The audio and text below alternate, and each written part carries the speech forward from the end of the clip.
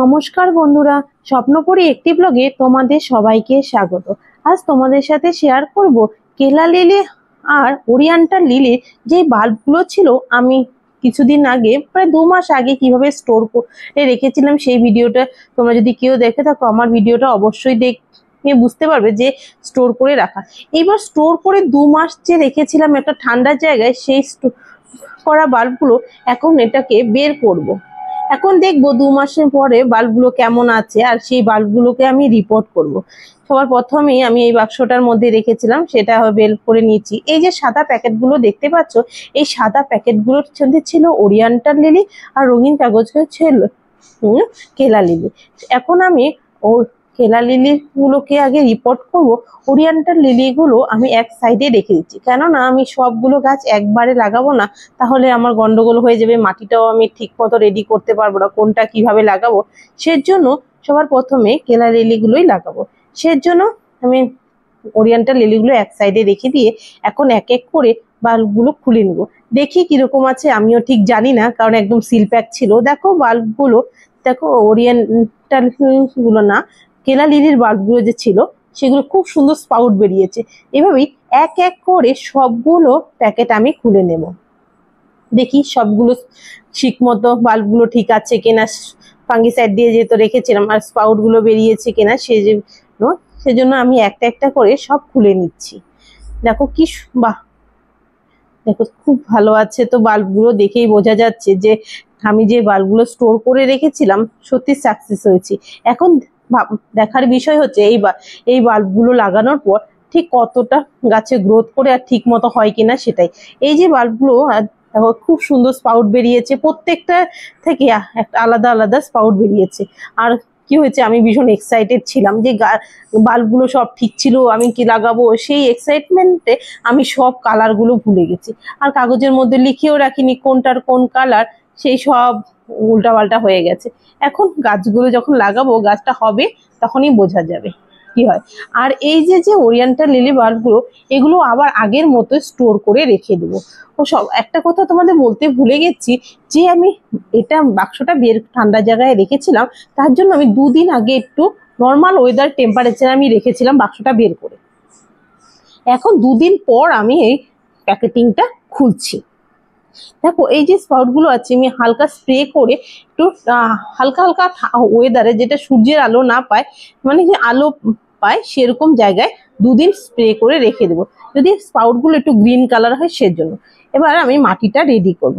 মাটি রেডি করার জন্য সবার প্রথমে আমি নিয়ে নিয়েছি মাটি আর বালি আর গোবর সার। শীতের মাটিটা আগের থেকে রেডি করা ছিল। দেখো মাটিটা একদম ঝরঝরে আছে মাটিটা, আর এই যে বালিটাও নিয়েছি আর সাথে গোবর সার নিয়েছি। মাটিটা দেখো একদম ঝরঝরে, কারণ হচ্ছে এই কেলা লিলিগুলো লাগানোর সময় মাটিটা যাতে মানে চাপ ধরে না, দলা পাকিয়ে না থাকে, সেজন্য ভীষণ ঝরঝরে মাটির দরকার হয়। আমি আমার গাছ যে কটা গাছ আছে সেই পরিমাণে আমি নিয়ে নিচ্ছি। আমি এখানে বলছি না কে কতটুক মাটি লাগবে, কারণ সবার তো টবগুলো ঠিক না, কারোটা ছোট কারোটা বড়, সেজন্য সবার মাটি টব অনুযায়ী মাটির দরকার হয়। আমার টব আমি মাটিগুলো রেডি করে নিয়েছিলাম। এখন এগুলো সব মিক্সড করে নেব। যে গোবর সার এক্সট্রা করে আমি আগের থেকে মাটিটা রেডি করার মধ্যে গোবর সার ছিল, কিন্তু তার সত্ত্বেও আমি অল্প গোবর সার নিয়েছি, বালি আর মাটিগুলো সুন্দর করে মিক্স করে নিয়েছি। এই যে আমি মিক্স করে 2 দিন রেখে দিলাম। এবার হচ্ছে 2 দিন পর মাটিটাকে আমি টবের মধ্যে লাগিয়ে নেব। এই যে মিক্সড করা গুলো এবার টবের মধ্যে ভরে নেব। যে দেখো টবগুলো আমার প্লাস্টিকের টব নিয়েছি আমি, আর এই টবগুলোই আগের বার লাগানো ছিল।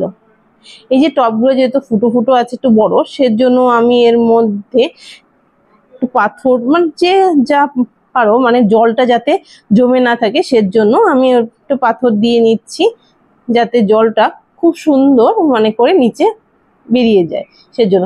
এবারে এক এক করে সবগুলো আমি মাটিগুলো ভরে নেব সবগুলো টবে।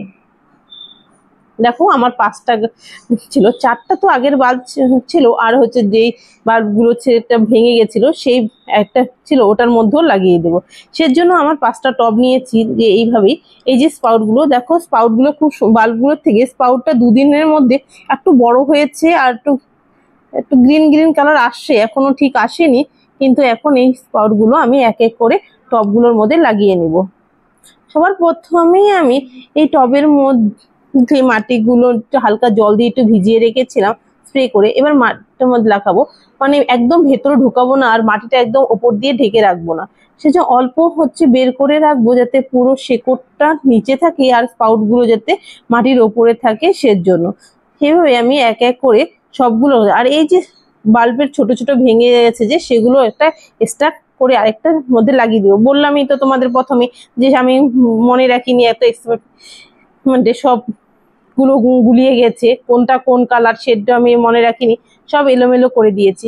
এখন এক এক করে সবগুলো বাল্ব আমি লাগিয়ে নিচ্ছি।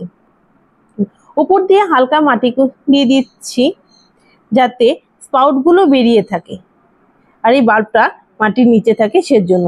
এই যে দেখো এভাবে করে লাগিয়ে নিলাম, এক এক করে সবগুলো দেখো খুব সুন্দর বেরিয়েছে। এখন হালকা স্প্রে করে, মানে একদম জলে ভিজিয়ে দেব না, অল্প সামান্য জল দিয়ে স্প্রে করে রেখে দেব। এখন তারপরে কতটা কি হয় তা অবশ্যই আমি নেক্সট ভিডিওতে দেখাবো, আমি যে বাল্বগুলো কতটা কি গ্রোথ করেছে সেজন্য। এই যে হালকা জল দিয়ে একটু মাটিটা একটু শুকনো শুকনো ছিল ভিজিয়ে নিয়েছি। এবার চলো দেখে নি ওরিয়েন্টাল বাল্বগুলো কেমন আছে। এই লিলির বাল্বগুলো যেহেতু রেখে দিয়েছিলাম এভাবে, আবার প্যাকেটিংটা খুলে নিচ্ছি, দেখি এখন বাল্বগুলো ঠিক আছে কিনা। কেলা লিলির বাল্বগুলো তো সাকসেস হয়েছি, এখন ওরিয়েন্টাল লিলি, সেজন্য বাল্বগুলো আবার বের করে নিচ্ছি। এখন দেখি যে বাল্বগুলো ঠিকঠাক আছে কিনা। তো এক এক করে আমি সবার প্রথমে বাল্বগুলো খুলে নিই।